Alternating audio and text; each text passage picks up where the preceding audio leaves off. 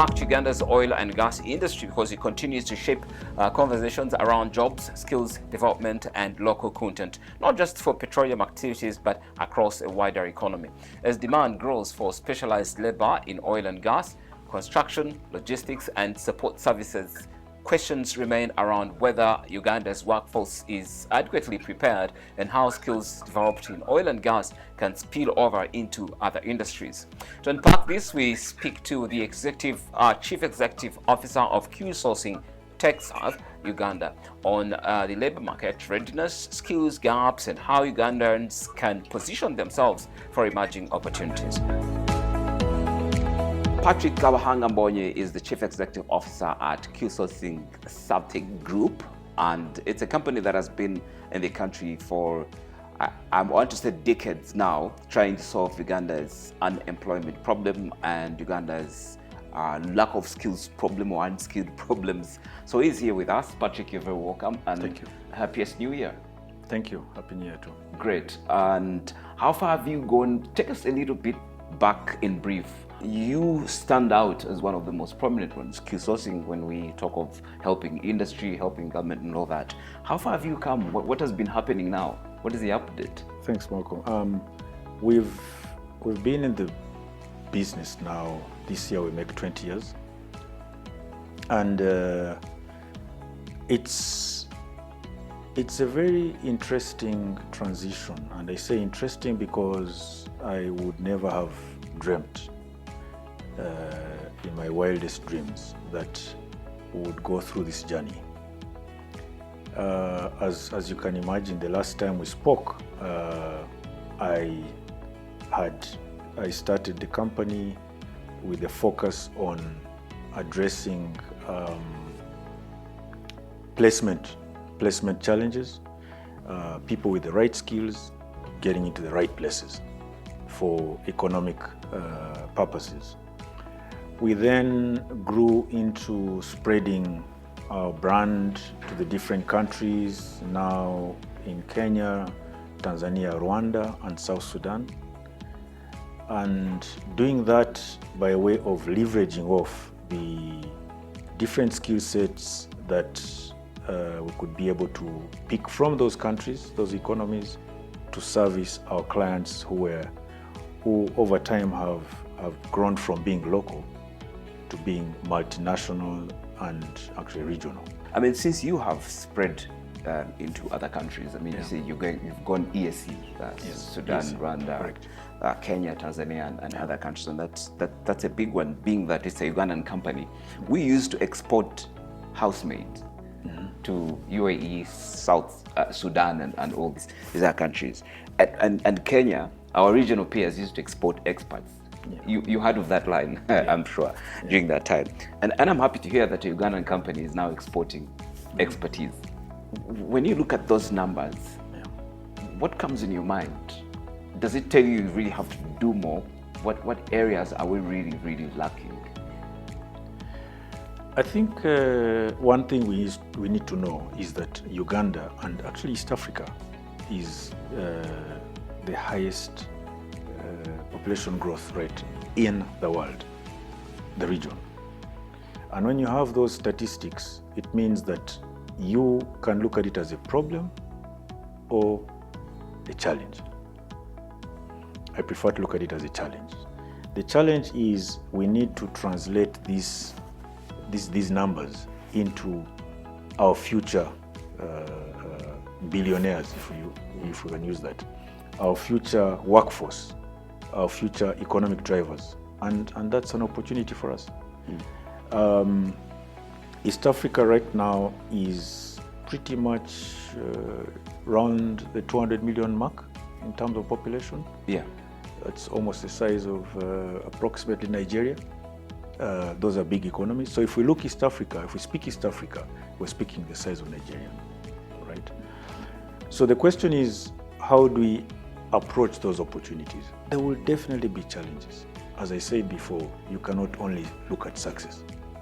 How far have you gone in helping Uganda deal with the elephant in the room, skill the oil and gas, skill for the oil and gas sector, and solve that perception that oil and gas actually largely is interested in expatriates and less of locals, and so that's why jobs are actually not even visible. The oil and gas sector is a high-risk sector, as in you're dealing with flammable material. The accidents will result very quickly into fatalities. We don't want that. And these companies take out insurance and they have got to live up to certain standards. So whoever is being involved or employed has to have expertise. Expertise comes from you're trained in that space, you have exercised, you have put in hours, and those hours have come with failures and successes, and they are recorded, and you have evidence of that. And you've consistently been updating your skill set. That is how you get to expertise. So foreign experts, it's not just because they're foreign. No, it's because they have expertise. Now, you ask yourself the question, some of these fields that are required in the oil and gas space are new fields to the economy. So how much effort has been put into training people to particular standards, people being exposed to the industry such that they can be exposed to practicing and putting those into practice? Give us the Q-Sourcing numbers. Right now we have employed close to, over the 20 years, close to over 20,000. The skilling part, I would say we're closing in over 7,000. These are drops in the ocean, but the numbers are picking up.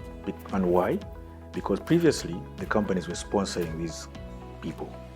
Now we're seeing people putting in their own money. Skilling is our problem. Do you think when you look back, and you mentioned big numbers really, and that is just Q-Sourcing Servtec, and other government institutions that, I mean, in your research institute, they're doing a great job. Are we putting some of these facilities really fully to use? Malcolm, I can confidently say that Uganda is going to be different in 10 years. Why? All these isolated projects that you see happening, you see the Kira Motors, the trip they made all the way to South Africa, the EV, with the EV bus. I know of some young people who have invested their time in building parts. We talked about parts that will plug into that ecosystem. I know for a fact, as I told you, people are now paying to learn. There's two things. There's learning and then there's skilling. First, you've got to learn, and then you appreciate that you have to get skilled. So what does the country do? Are we lacking, and how is Q-Sourcing Servtec helping the government, for instance? And I know you work closely with government to solve those problems.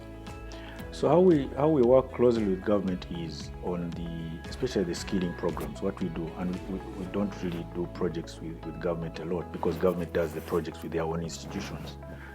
So we support private players, but the goal is the same: skilling, the level of skilling.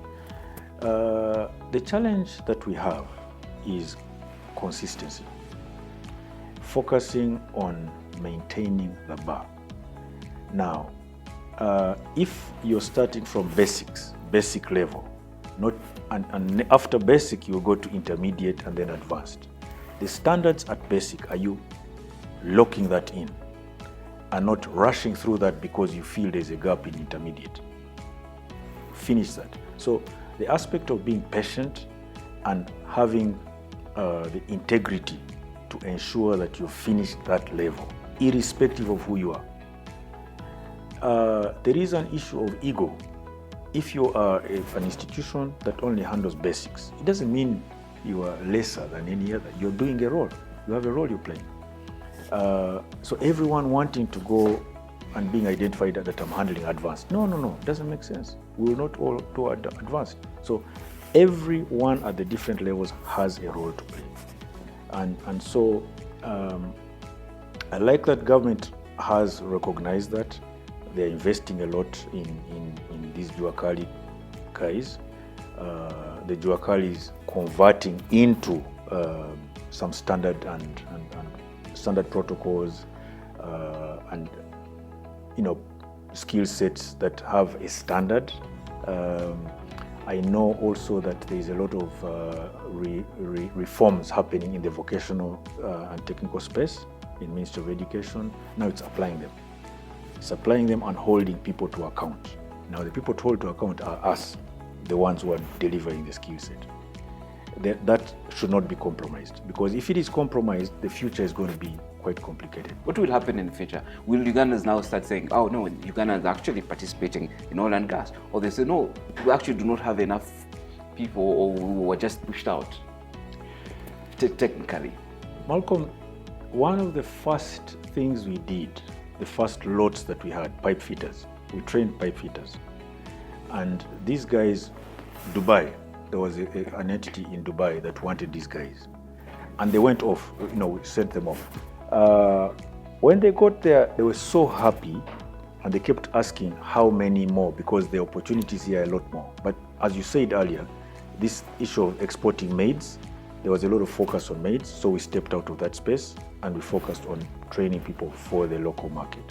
Right now, I can tell you with confidence that a lot of these guys have actually been absorbed in the manufacturing space, in the infrastructure space, not oil and gas. Now, the people who were training over the past 2 years and into this year are the ones who are now in the oil and gas space, who are stopping in the oil and gas space. As I said before, this is just a drop in the ocean of need. The manufacturers need these skill sets. The infrastructure projects need these skill sets. What is the shortage? If I'm to throw out a number there, and when oil and gas was starting, I think the shortage was about 160,000. That was for what they could see. Is it reducing? Yes, it's reducing. But remember, the population is increasing, and the opportunities and need is also increasing.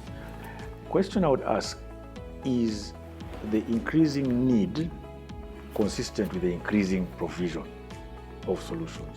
And I would say the need is increasing more than the solutions. What would you tell the finance minister? I'm sure he has a lot of advice that he receives, but I would say that let's invest in a more deliberate way, because we collecting taxes, increasing on taxes, is going to come from increased work. Increased work will come from increased value of skill that we have. So the bottom line, the root cause of our small economy is because of the size of our skill set. Remember, the skills, you can never have too many skills as a country. If you cannot consume them here, they will be used somewhere else. So that's where I would say we'd invest. Patrick Kabahanga Mbonye, the Chief Executive at Q-Sourcing, you've added Servtec. I didn't ask you what, but we'll do that again, why you added that at some point. Thank you very much for coming to business now. Thank you.